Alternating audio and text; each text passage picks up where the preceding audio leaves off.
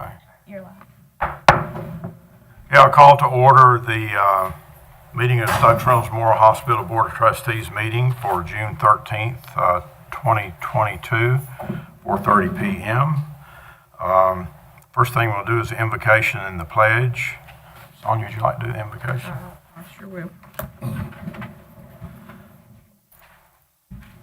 Dear Heavenly Father, as we come to you today, we'd like to thank you for all your many blessings. We'd like to thank you for allowing us to be here today on this beautiful day but hot day. But we want to thank you for giving us all the strength and ability to be here. We ask for the ones who can't be here that they would be feeling better. We ask those for prayers for in our community, those who are suffering and going through tragedy right now. And we ask that you bless this meeting in your name, and it's in your name we pray. Amen.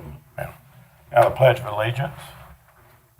I pledge allegiance to the flag of the United States of America and to the republic for which it stands, one nation, under God, indivisible, with liberty and justice for all.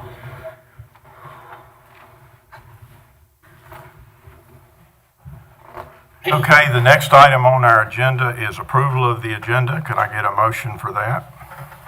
Motion. Second. All in favor say aye. Opposed? Okay, next item is public comments, and we have 3 people signed up, it looks like. The first one is Teresa Brookshire.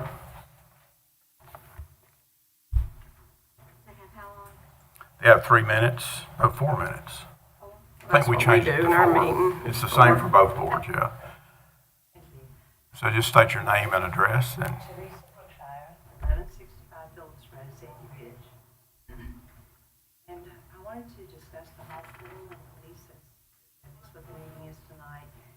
And anytime someone does a lease, of course, their hope is that it is a success, regardless of what the business is, hospital or bakery or whatever. And looking over the lease, I was looking over when the financials were due, and I've been trying to research myself and find when the financials have been Teresa, due. will you check see if your microphone's on? I have no idea how. Amber will come do it.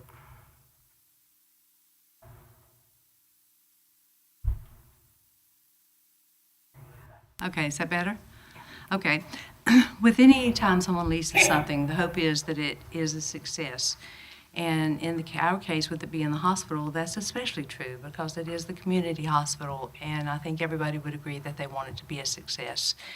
One of the gauges of that is the responsibility falls on the commissioners, be that, I wouldn't want to be in that position, but it does fall on the commissioners on behalf of the residents of Stokes County to gauge the success or struggling with the hospital. And in the lease, it gives you provisions to be able to do that. And that is by reviewing the quarterly financials, feedback from the hospital on the needs and whether or not they're providing the needs for the community or struggles they're having, such as that. When I reviewed and tried to find something, I didn't find a lot of information about the financials and about them being given on a timely basis per the lease agreement. And if I'm correct, in looking at the lease agreement, there would be financials that would be due for the fiscal year that just ended 2021 that would have been due within 120 days. And then also the first quarter of 2022 would also be due. And those would be audited records that the board could review and determine kind of where we are with the hospital. The other question or thought that I have is subleasing. And there, again, I believe there's a possibility that the hospital has leased out property. The lease does provide provisions for if LifeRight did want to lease out part of that, but it would need to come before the board first, and the board is the one that would need to approve it or disapprove it. And to my knowledge, that has not happened, that it was presented to the board. If it was presented to any individual commissioner, I'm unaware of that. The other aspect of it is that there is a provision that there would have been a 1 year to renew the lease, and I did not see where a 1 year notice was given. that they intended to renew the lease, which puts the county on the spot that if, what if? What is the contingency plan? And when you do a lease, there's two entities that have to have a contingency plan. And that is the hospital itself has to have a contingency plan. There's things happening right now with a trial that, although at this point Stokes County has not been brought into it with that particular trial, doesn't mean that in the future that it wouldn't be. And so what is the hospital's contingency plan? But then also at the same time, what's Stokes County's contingency plan? So those were my thoughts on that. And then the last question that I would have is, to date, from the inception of the lease being taken over by LifeBright, what is the total amount of funds that has been given to LifeBright to keep it alive? Thank you very much. Thank you all. Our next speaker is Paula Calloway.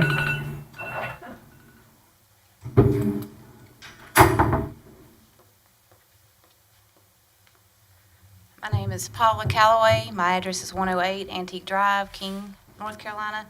And I just have a couple of questions, and it's in reference to the hospital as well.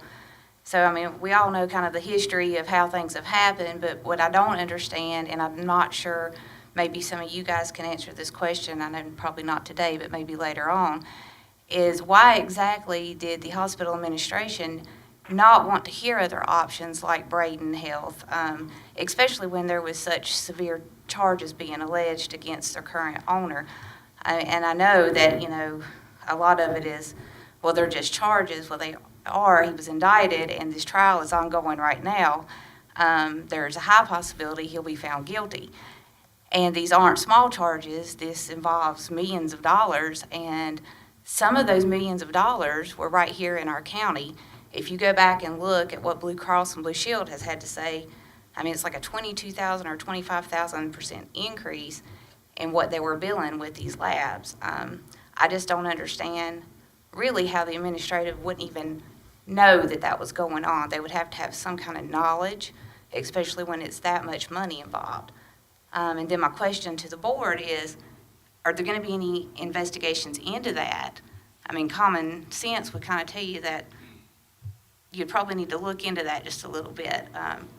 When you're going from 20-some thousand to $8.5 million, that's quite a bit. So those are my questions, short and brief. Thank you very much. And our last speaker is Mr. Rex Mcgee. Thank you, Commissioners. I just want to bring up sort of a historical perspective on, when people talk about possibly closing a hospital, or, where there's obvious physical needs to rebuild a hospital. The things that were fundamental in the early 50s for this geographical region, having, a choice for health care, having a hospital in the area, one of the things that a lot of people may not even would consider living in this area if they didn't have at least some basic options with health care. The county's already, there's not a lot new that goes on, not a lot that comes into the county, and losing an option of health care options here in the center of the county really, it would be another strike against it for potential for the future and development, and the positive impression that the county makes on people. So I just, again, this was done out of a good spirit 70 years ago now. And I think trying to look forward to what Stokes County is going to look like 70 years from now, irregardless of problems with certain operators of the hospital. And I do wish more people in the county understood the difference between the physical structure of a hospital and those who operate it, be pro-LifeBright. And I will say I'm a LifeBright employee. I do work as the pharmacist at the hospital. But separating in your mind the person running, or the operator that is conducting business in the physical structure is separate in my mind in a clearer way now than it ever has been. As you make statements for or against the hospital, I would just like people to keep that in mind. And again, picture what it's going to be like for your grandchildren, 70 years from now, and try to make choices based on a long vision. And that's all I have. Thank you. Thank you, Rex. Okay, that concludes our public comments. The next item on the agenda is approval of the board minutes from the May 9th meeting, the Board of Trustees. Get a motion to approve those minutes. Motion. Second. Any discussion? Need any more time to look at them? Okay, all in favor say aye. Aye. Opposed? Okay, minutes passed. Okay, next, our minutes are approved. Next item on the agenda is the Ethics and Conflict of Interest Statement. I'll read that right quick. It is the duty of every board member to avoid both conflicts of interest and appearances of conflict. Does any board member have any known conflict of interest or appearance of conflict of interest with respect to any matters coming before the board today?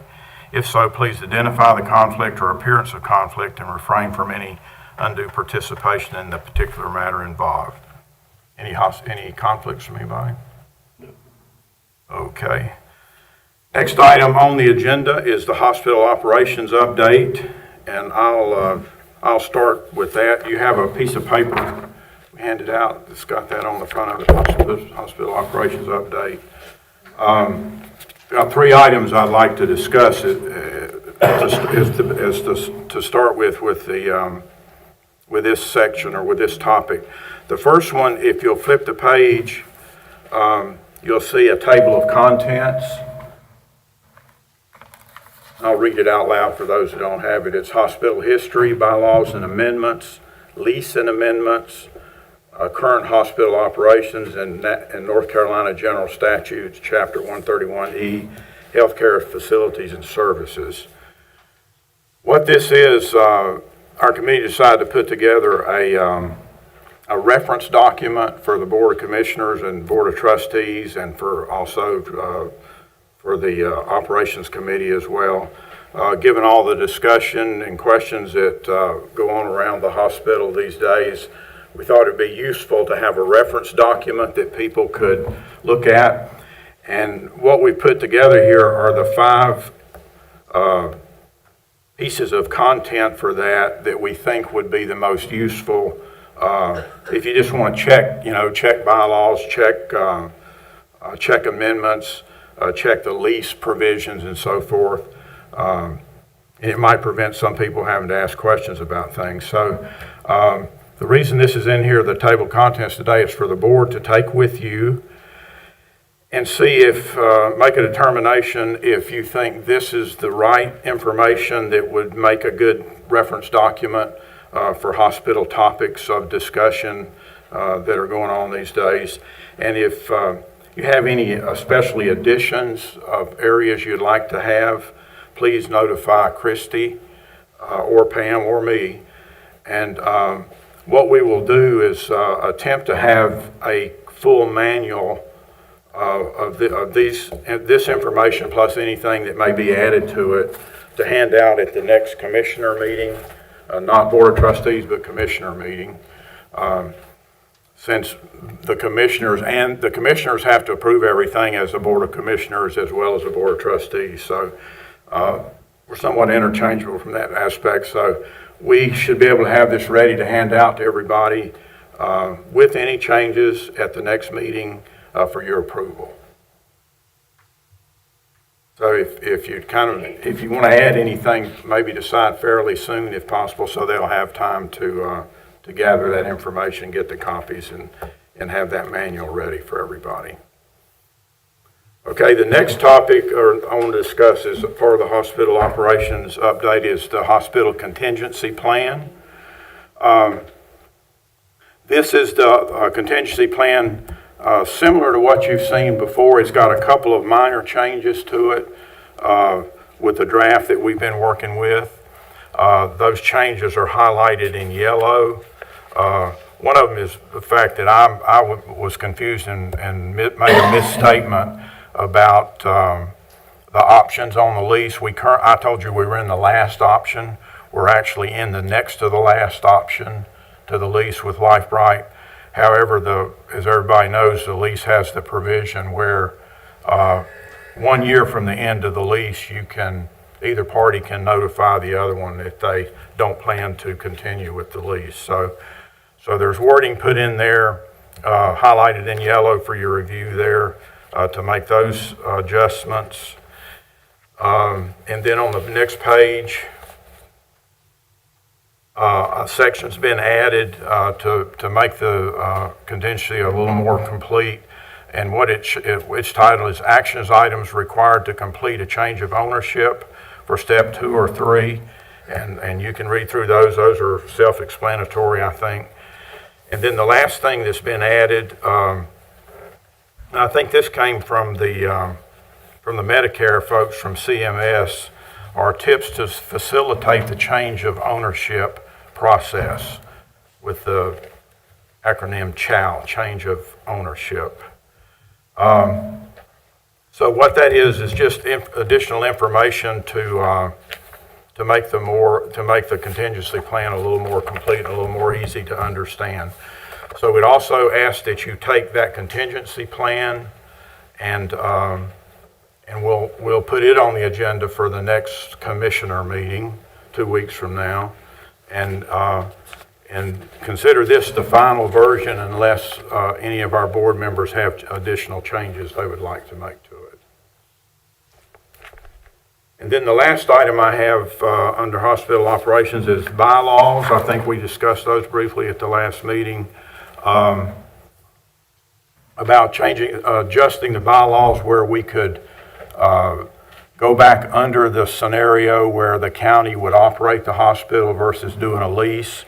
And so Pam and I went and met with Ty and went through and discussed that.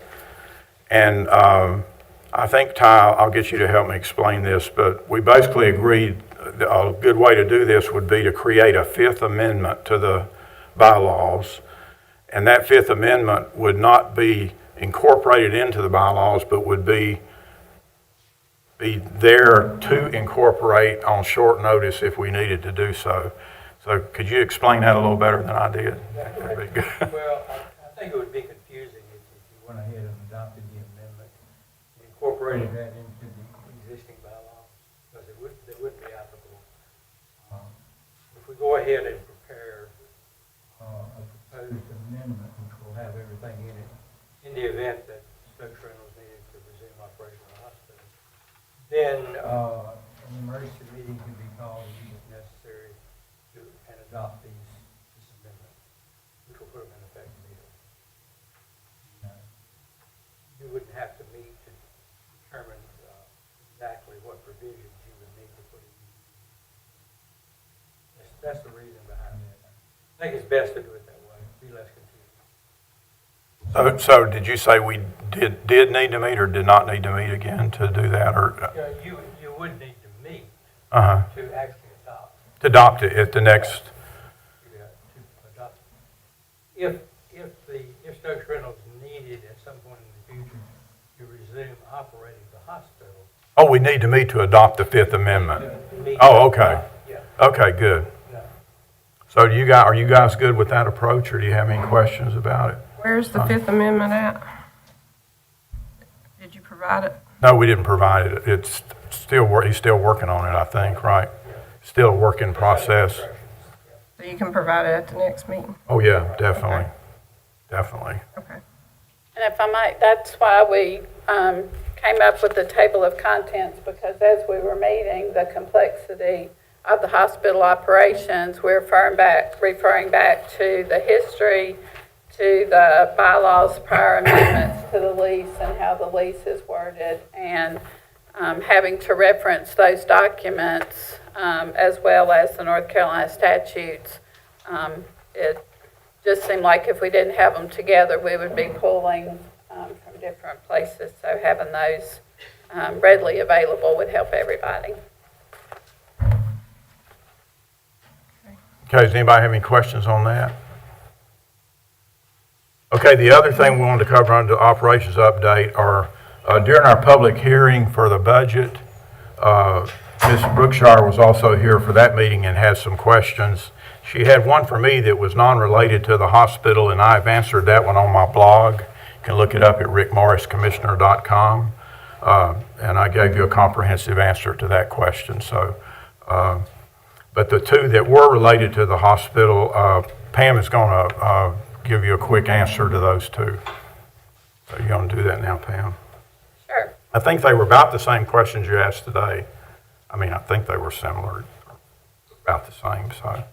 Yeah, a couple more. I'll see if I can take a stab at those on the fly. Okay. But as far as the audited financials, these are provided in closed session.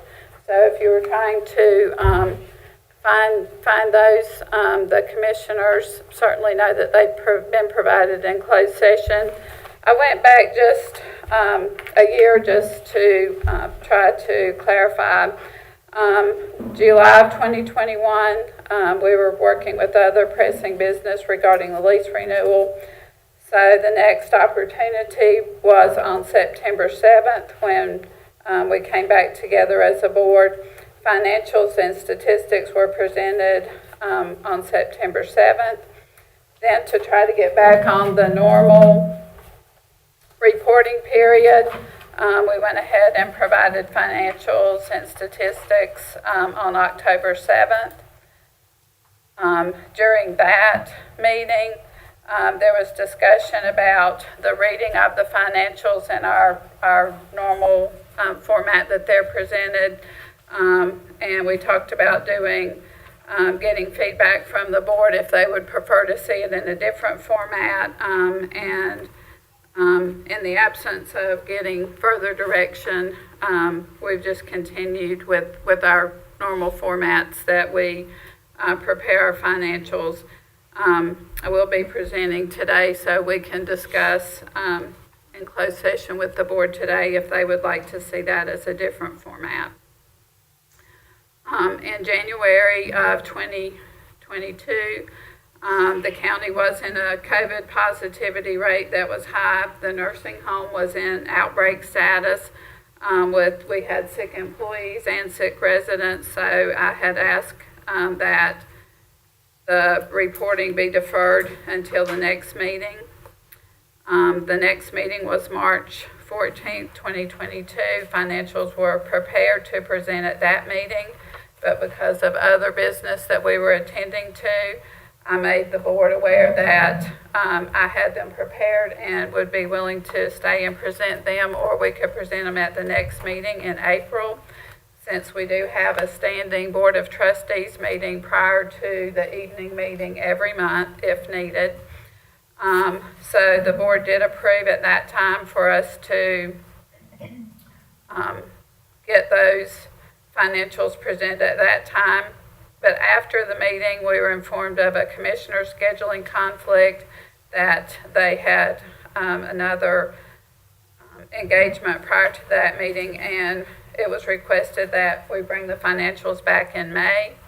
So on May 9th, financials and stats were presented and discussed.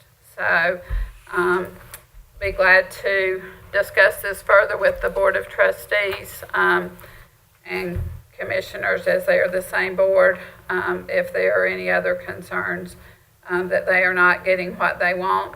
In communication with the county manager, I had even asked and offered to come work in detail with the county's finance director, go over the financials in detail, and then together we could provide an executive summary if that's what the board would like to have. So perfectly willing to provide whatever's needed for financials. As far as them being audited financials, typically audits are done annually with all of the complexity of the COVID grants and CARES Act. Trying to get financials audited for anybody is delayed, but as soon as those can be made available, we will do that. As far as the sublease, there, with the concerns with subleasing, as far as history, we used to have the medical office building in King. That was part of our organization on Moore Road. With that, we had lots of visiting specialists. It was a great benefit to the community. We also had our own physical therapy in that building. But with the bankruptcy in 2016 and the ultimate sale of that building in March of 2018, Life Bright Services, we were kicked out along with our x-ray machine, as well as a lot of other visiting specialists. So we tried to match up the folks who were leasing space in that building at the time to other office spaces. Ortho Carolina and Podiatry were two that could not find another space. They needed x-ray capability, which we had at the facility in King. So it made sense for us to work with them to try to provide clinic space.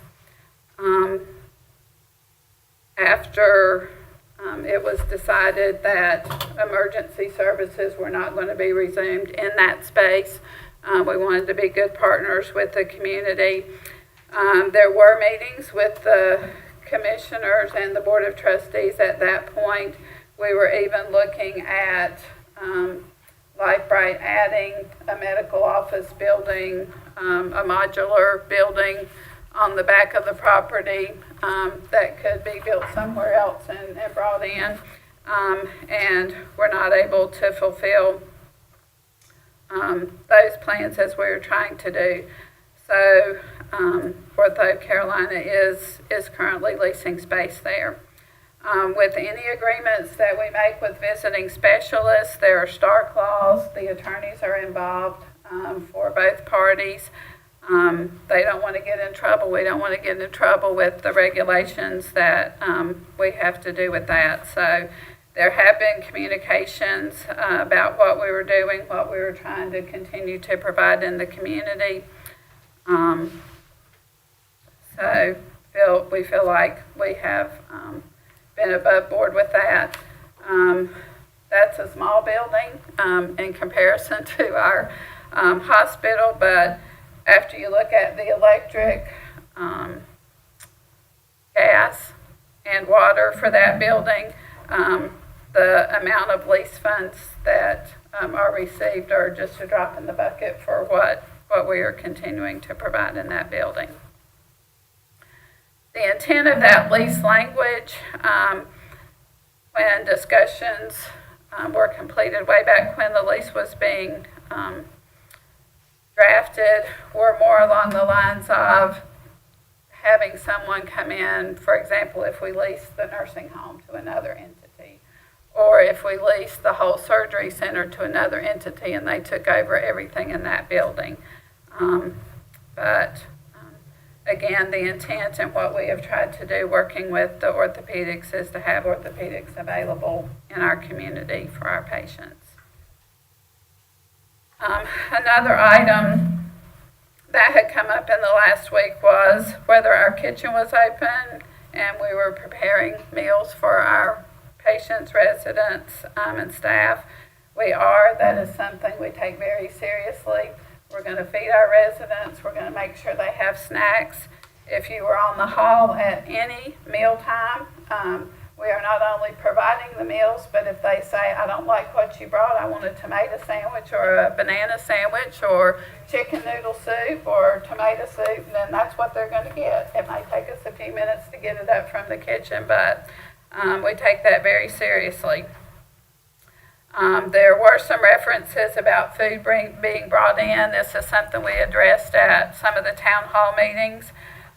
There was a point where, I think it was the month of January, when we had COVID and had so much going on, I reached out to several of the pastors that I knew in the area and just asked them for prayer for us and for the daily struggle we were having with COVID.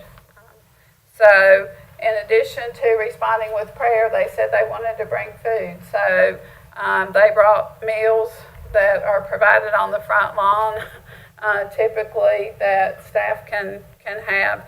The Rock Church has continued to do that. We actually asked them if they wanted us to let them off the hook, so they didn't have to keep bringing food. But we are very appreciative of the blessing of prayer and the blessing of food that these folks brought. Let me see if there's anything else. As far as renewal of the lease, we absolutely would always want to make sure that we are having the best providers of services. There were communications back and forth for this renewal period. Both parties would have a responsibility 1 year out to notify the other if there is an intent not to renew the lease. So that communication was made back and forth. Have the communications I was copied on with both the county attorney and Life-Bright attorneys, and every intent on the emails that I was copied on was talking about moving forward with the lease renewals.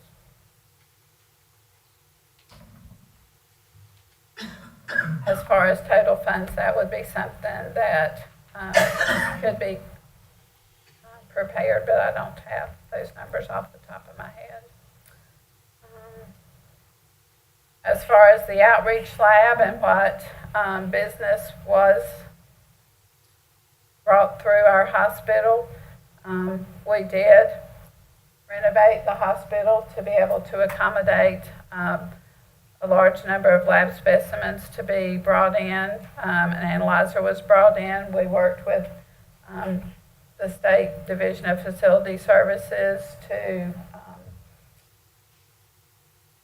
have the approval of increasing the size of our lab at that time, and the work that was completed. So all of those things are things that I did have knowledge of, and we all had knowledge of, and our lab director was a very busy lady, making sure that we were in compliance with all the regulations that were required to be for the outreach labs. One of the things that I will say that I think has been said before, but since it's been brought up again, is that the outreach lab concept was not something that Life-Bright brought up, made up. As early as 2010, there were meetings with critical access hospitals where the administrators get together and meet about what kind of things other hospitals are doing to make ends meet, to help make their hospitals be able to be there for their community. And outreach labs, as early as 2010, were presented as one of the topics for some of those meetings. So these are things that have been in the works long before Life-Bright ever came to operate our hospital. As far as other general hospital operations, we are continuing to work to meet many regulations related to COVID vaccines and extra reporting. I think, Rex, you probably wish you'd never heard of a COVID vaccine, but we have worked to vaccinate over 10,000, I put people, but doses, a vaccine. That's the primary vaccination plus any of the boosters that people are now eligible for. And we would be glad to offer boosters to any of you in the audience or watching today so that we can help try to get this COVID under control for our lives. The transmission level is still high for Stokes County. We have several staff out currently with COVID, as well as treating a good number of folks in the emergency department and in our clinics. If you're a clothes person, you may have noticed that last month in May I was wearing a uniform because I'm helping staff. Today I'm wearing a uniform because I will be going back to the hospital to staff. These are difficult times, not just for our hospital, but any hospital in the country, having enough staff to take care of the patients. But we are committed to being here for the community and doing just that. So all of our services are open. Our emergency room is open 24/7. The hospital outpatient services, nursing home, clinic services. So we are continuing to try to be here in every way we have put ourselves out to be for the community. We would be glad to explain or clarify any of our services. I guess I'll save that since it's another agenda item. We're trying very hard to let everybody know what our services are. That it? Okay, any questions before we go to the next agenda item? I have a couple. Okay. Does Life Bright still have a outreach lab, or why don't they have an outreach lab? We do have some services. We are not doing any of the drug testing services. We still are doing some of the historical things. If a home health agency brings in lab work and needs that, we're doing that. If So hospice brings in it was lab very work, profitable, but you did not continue to do it. it was recommended that we not until, Do you send labs to Life Bright labs in Atlanta now? we have Life Bright Laboratories and LabCorp as our reference labs. There You are some. send regular labs off to? Yeah, we do a fair amount of the basic labs in our laboratory in Danbury. But if there are reference labs that need to be sent off, they're sent off to either of those labs. Okay, my other question was about the lease. You said in 2018, somebody kicked you out of the facility in King and it was purchased. So who purchased it? It was, I mean, the county Group still out of- owns the buildings, correct? the medical office building in King on Moore Road. It had been purchased by Pioneer from Baptist, and then Okay, The- I'm a Pioneer. the I know folks which who one you're talking about. purchased I'm talking about the one that building. Ortho Carolina's in now. it is a county-owned building that is Okay. part of the lease. Okay, That's the Darrell Jones building, right? Right, yeah. yeah, that's, No, I was getting those two buildings Yeah, I was confused. referring to the medical office building. That's okay. how we ended up. We had that building full of folks who were I gotcha. providing specialty services. Okay, I gotcha. That's not on that now. That's my understanding. That's what I thought. Any other questions from main board members? I don't have a question, but to clarify, I think that when we were shown those financials in October and we talked about how we could not see them well on the screen, that we would prefer a different method of delivery, which you said you would provide, as well as an executive summary of what we were looking at. So I think that was pretty clear in that meeting, that we would be doing that from now on. So, okay, No that's problem. all. Okay. Move on. Next item is, I have a question. Oh, sorry, Andy. Go ahead. go ahead. Kind of go back, you said you guys gave a notification for renewal of the lease at the right time. Did I hear you correct on that? Yes, July of 2020, when, again, we don't have our stuff down here, when I met with the Board of Trustees at that point to make a disclosure. That was part of the conversation at that point. Okay, I was on the board July 2020, and I do not recall that conversation. I think we This hashed is all something we that hashed out. out before. I maintain and I provided you all with very detailed support for what I came and presented that night. That was the meeting where she came to tell y'all about Christian Fletcher. That y'all said that the lease was not discussed, because I wasn't on the board then, and neither was Wayne. So we can't speak to that. You don't even recall that conversation, I don't remember this where he come to, like September or October. And the financial, get back also to financials, you said something about, everything had been completed on them, is that correct? I hear you right, there was some echo with some of the stuff out here. I'm presenting the financials as we prepare them. As far as the audited financials, those are still in process. We have, everybody looks at our information. We have to prepare the cost report, which we have just done. We have Medicaid audits for our cost report. So we have lots of folks looking at our books. The extra layer, because we accepted COVID funds and one of those grants was over a certain dollar amount. I think the acronym is CFA, I don't even remember what that stands for, is an additional layer of audit that we are having to do, which is causing an extra layer of audit. Okay. But I'll be glad to send back the information. Sorry.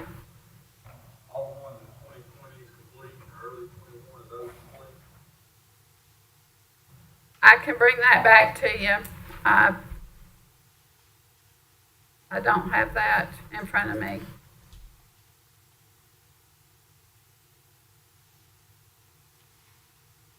Okay, I don't recall seeing those either. Any further questions? When did y'all open the kitchen back up at the hospital? The kitchen has never been closed. The cafeteria, because of COVID, was closed to the public for a period. Okay. But we have That's the offered confusion. for, Yeah, I think some people got that confused. Kitchen versus the cafeteria. yeah, we would not and could not close the kitchen. I had several discussions with people on that. And Andy, I'll be glad to send the same email with all the backup documentation of the circumstances around the July 2020 notification again. Well, I don't recall seeing them again. You mind emailing that to me as well? They've been emailed. Christy, when we realized you weren't here, has already emailed them, so you should have everything.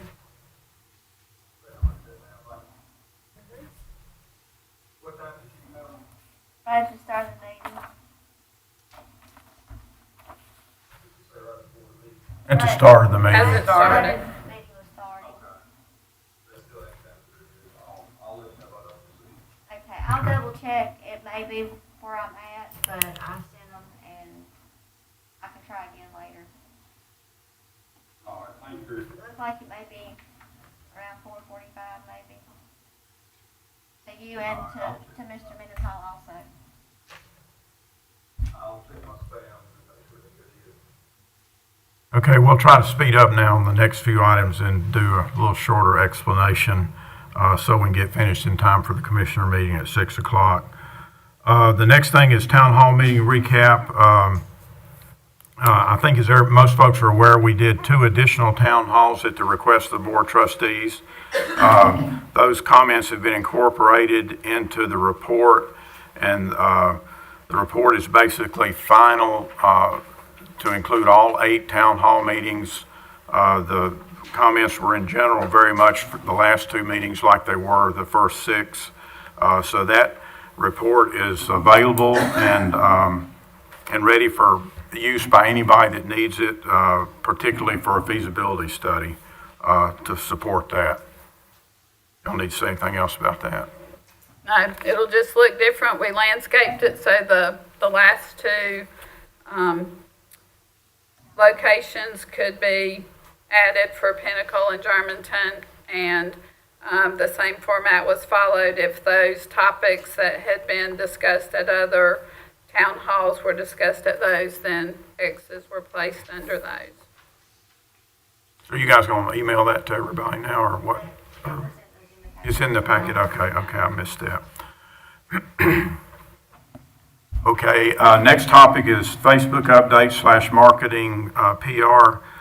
One of the major things that was consistent with every town hall meeting is that the hospital needed to improve its marketing and make people more aware of what services are available there. I think the town halls themselves helped to get that started, but one of the ways that they have taken up to try to address that issue is through social media. I was there getting blood drawn last week, and the lady told me the day before she had done 30, I think, blood draws or whatever in one day there. So I think the word is getting out, and more people are probably using the hospital. So you can give a quick couple of minutes on what you guys are doing with the social media. Sure. Actually, we had brought this back to the Hospital Operations Committee, and they asked if we should have that group man a Facebook page. And I think when we brought that back, Sonia had said we probably should do it from the hospital, which we did pick up and do. So Christy Blaylock as well as Brooke Johnson Smith are pretty much the folks who are keeping our Facebook going. We're trying to highlight our services. We're going to spread on out and highlight some of our employees. I did want to introduce, where are you, Luke? Luke Camry is an intern. He'll be assisting us over the summer, working with the administrative team before he goes back to school in the fall. He's studying at Mars Hill College, Master's in Management, and he likes to play baseball there too for them. So he is helping us with the generation that some of us don't know what exactly he's going to help us do with Instagram and some of the stuff that the younger population prefers to see. So some of the positives that have come out of that are people actually communicating, sharing.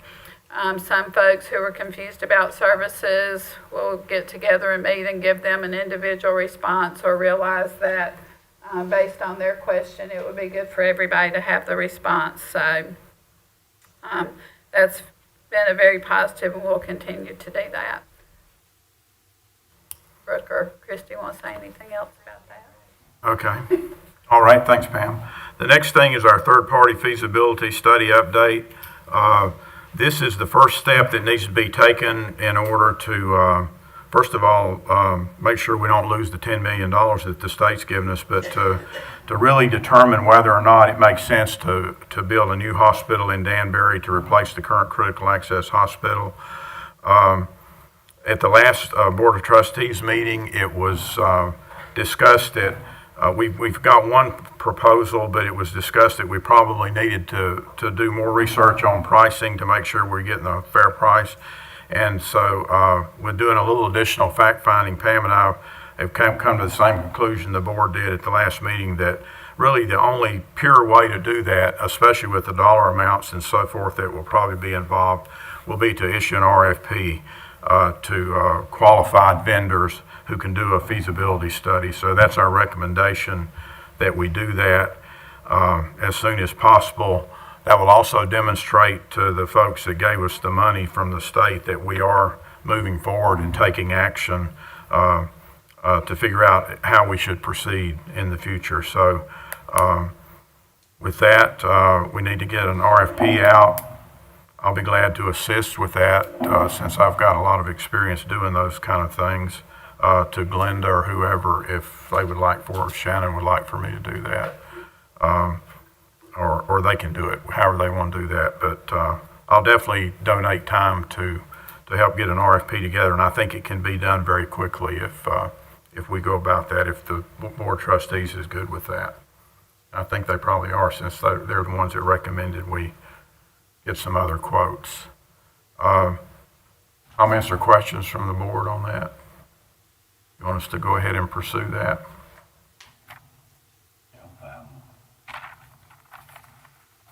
Well, like I had said before when we talked about it, still believe we should wait until we have the results of the current feasibility study to see what that shows before doing an RFP on another one. Because, you know, this one isn't costing the county anything, and we're looking at upwards of over $100,000 to possibly do another one. So hopefully we'll have that one really soon, and we can at least see what it says before pursuing a second one. Well, to be able to utilize the $10 million, I suspect we will have to have a third-party feasibility study eventually. I have no problem with waiting till we get that one if that's what the board wants to do. But eventually, we're going to have to do a third-party feasibility study, in my opinion, based on a lot of knowledge and experience. We already have the $10 million, so it ain't like we're having to do that to get the money. We already have it. But we need to do something to keep the money. I agree with that. We're going to. And so anyway, so that's fine. So we stand ready to do an RFP, Yeah, I would be fine with going ahead third-party and feasibility study whenever the Board of Trustees tells us looking at what to it do would that. entail, what the scope of work would be for that RFP, exactly. I don't think it would look like exactly what the Stroud Water one looks like. I think the scope would have to be bigger and more detailed than what that was looking at. I would tend to disagree. I think the Stroud Water one was pretty close to what we need. We may need to add a little bit to it, but that would be easy to do. It would not be an issue. So we're ready to do the third party whenever the board is ready to do that. All right. Okay, next is Stokes Health Alliance update. Only thing to say there is we did have that one meeting with them. One of the things we told them we would be doing was a third-party feasibility study. We told both Baptist and Forsyth representatives, senior reps that were there in that meeting, that would be doing that, and they didn't want to get back together to discuss the future of the alliance and the disposition of the funding that's in the alliance until we had done the third-party feasibility study. So that's the status of where that stands is now. Okay, Pam, you want to give a quick roof update on the building? Sure. For the roof of the building, two of the things for perspective for everybody, with the lease, the roof and the HVAC are to be maintained by the hospital, and then, or the leasee, and then if they're to be replaced, that it would be the county responsibility. So at some point, we had a large hailstorm and have done a claim for having the roof replaced. That has come down to, I think we're in the last month of working with the company who is assisting with that. So hopefully we can have some help in getting the roof replaced from those damages. As far as the building update, we still have some structural, I'm not sure if Linda's here. I know we've been talking with Stuart a little bit about looking at the building.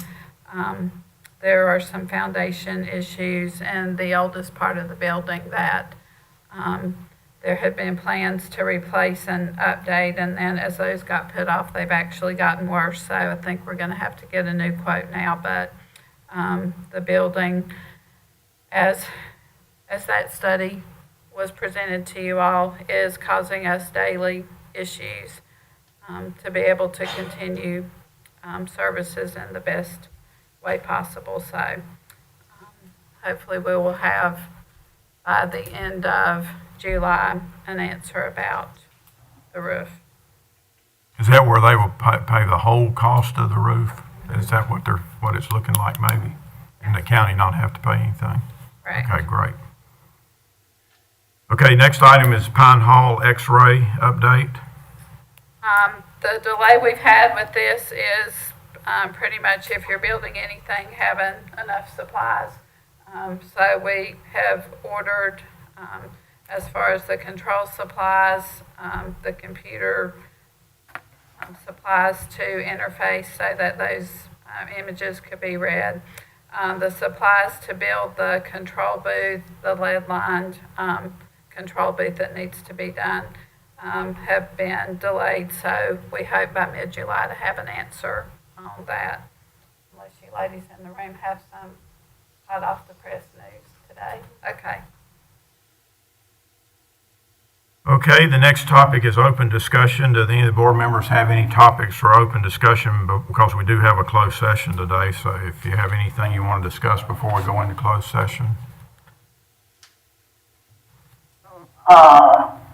Rick, Commissioner Morris, this is Commissioner Mendenhall, and I don't have anything really on discussion. I would like to ask our two speakers, Ms. Berkshire and I think Ms. Callaway, if they are satisfied with the answers they received about their questions. I'm not. I don't think my questions were addressed, but I can't speak for Teresa. I'm sorry, I couldn't hear you. Ms. Callaway is not satisfied, but part of her questions were new questions today, so Pam promised to get an answer for her. Okay, and Ms. Berkshire, is she satisfied with her answers? I'm very thankful that some answers were given, but I also feel like I actually didn't get answers. Because I understand about COVID and I also understand about delays, and I feel like we were given a lot of reasons, maybe for financials not to have been presented, which perhaps has happened over time, that it just became the normal to accept reasons for financials not being given. And I would hope going forward that the board would receive readable and tangible audited financials. Okay, Commissioner Mendenhall, are you good with that? Rick, and I hate to ask you to sort of summarize what she said, but my phone is not picking up in the back of the room. Could you just give me a quick summary of what she said? Maybe if they come to the microphone, could he hear them? Will he be able to hear them?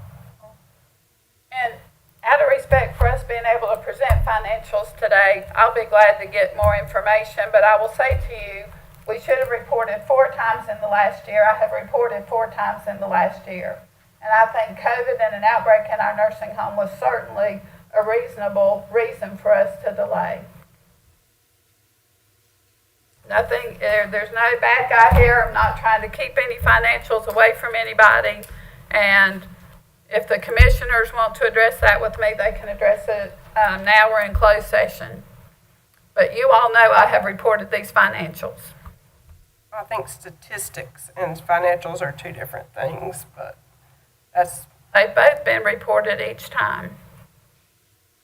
I don't think we've had any financials since the October, but statistics of census numbers and things, but not financials. Well, I'll be glad to bring back to you all what we have with the minutes that were presented. So, Commissioner Mendenhall, they're not happy with the answers, I don't think. But we will try to address the questions further if that's what's needed. Okay, thank you, Commissioner Morris. I mean, I know it's hard for them to get the microphone set up just right for me, but that's why I asked for a repeat. So I'm okay at this point then until we, as we move forward. Okay, Thank you, Rick. okay, no problem. Okay, any further discussion? Hey, Can we go into closed? second. All in favor, say aye. Did you read the reasons we're going into closed session there, Christie? General Statute 143-318, .11, to prevent the disclosure of information that is privileged or confidential pursuant to the law of the state or the United States and not considered a public record within the meaning of Chapter 132 General Statutes, to consult an attorney employed or retained by the public body in order to preserve the attorney-client privilege between the attorney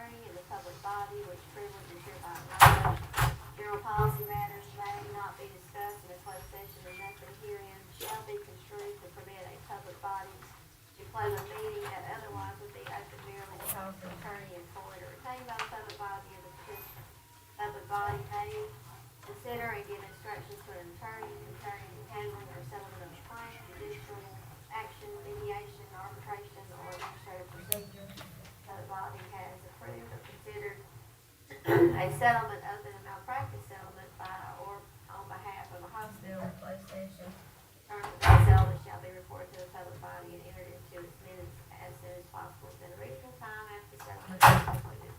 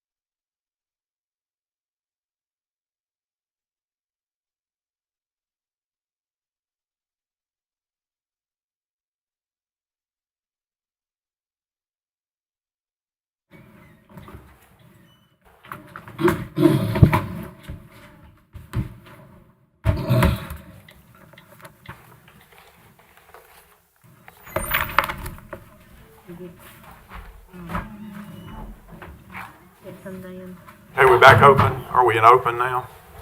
Okay, get a motion to adjourn? Motion. Second. All in favor, say aye. Aye. Opposed, no. Okay, we're adjourned.